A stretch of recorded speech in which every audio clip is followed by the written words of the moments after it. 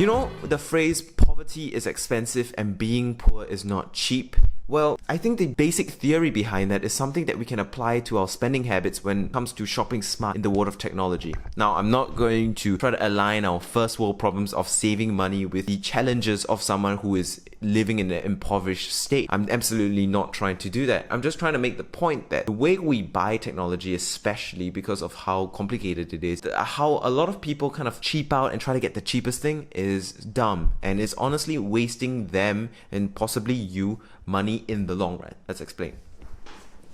Okay, now, before I start, if you have any questions you want to ask or you want to argue with me, join my Instagram and Discord. It's linked in the description. You know, I reply to everything. And if you just want to ask something real quick, the comment section is somewhere where you can chat as well.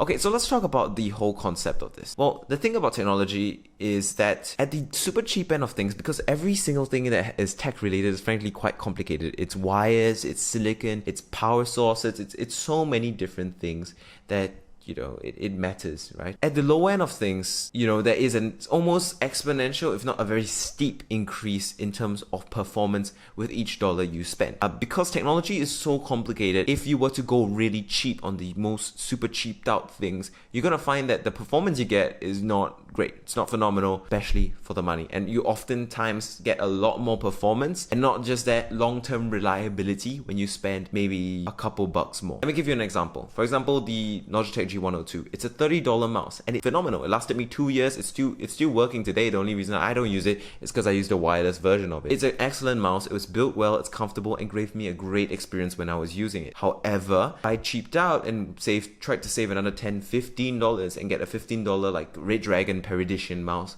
from Amazon or something. I would get a mouse with crappy switches, with a crappy sensor that has acceleration, a crappy build quality, and give me a worse experience and last shorter while it's at it. So it's not gonna cost me more because I'm gonna have to replace it down the road, and it gave me a worse experience when it was even working in the first place. So that's my point about shopping smart in the world of technology. It's not always just about straight up kind of value and cost. What you will find especially with technology, because how complicated it is that to get long-term savings and to be smart financially in the long term, often getting that little bit of extra in getting something better might actually be something that is a worth it trade-off. It might be something that is actually worth it because you get something that lasts longer and also gives you more value while it is still working for a longer period of time. And because of how exponential the increase in quality is at the low end of technology, each dollar might buy you a lot more value, way more than the actual dollar might cost. Of course, this might be a problem for someone who absolutely cannot afford it. And if you absolutely cannot afford it and it's not something that's a necessity, that makes sense. But if you're someone who plans to be gaming 3-4 years if you're someone that plans to be gaming 3-4 years down the road and you buy a gaming mouse that will break in 6 months because it's a $15 one, why don't you save up maybe a couple of weeks and get a $30-$40 one that can last you for a long time, like the G102 or the Razer, the cheap Razer Hammerhead or something. There are plenty of good cheap kind of tech products out there, and I'm not saying things that cost less are always worse. I'm just saying at the very, very low end of things, there is very little value to be had when you can spend a little bit more and get a lot more performance and a lot more quality and a lot more reliability. There's always kind of the sweet spot of pricing with technology, and I think we should always be trying to shop in there instead of just trying to cheap out and get the cheapest. I think that's a big mistake that a lot of people have. A lot of people just obsess over the number that they're putting out front because in short term, maybe this extra $20 could be used to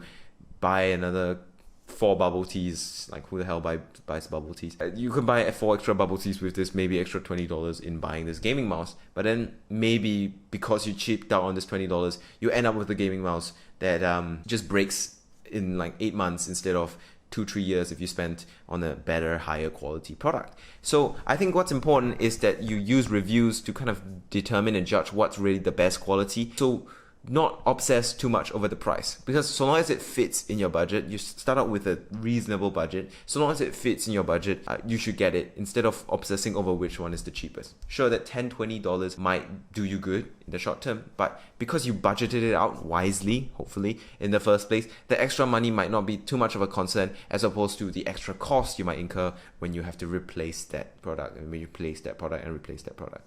So yeah, my point is this: don't always obsess over getting the cheapest thing. Obsess over getting the best choice for you. Also, this kind of relates to the whole idea of, it's expensive to be poor kind of mentality. Like, if someone was walking down the street, if someone needed a microwave, like a household appliance, and they were really poor, maybe they can only afford like $20 to buy a second-hand one off a thrift shop, or pick it up off the street, because they don't have money. But if someone had a little bit more money, could maybe buy a $50-$60 one that would heat up their food faster, might be more power efficient, which saves them more money on utilities, and also last much longer than something that they had to buy secondhand off a thrift shop, because household appliances, they generally don't last that long, especially if they've exchanged hands multiple times in its history. So that's kind of like all related, the whole idea of economies of scale, the whole idea of spending a little bit more, giving you a little bit more value, being able to buy in bulk, things like that. And that's also like,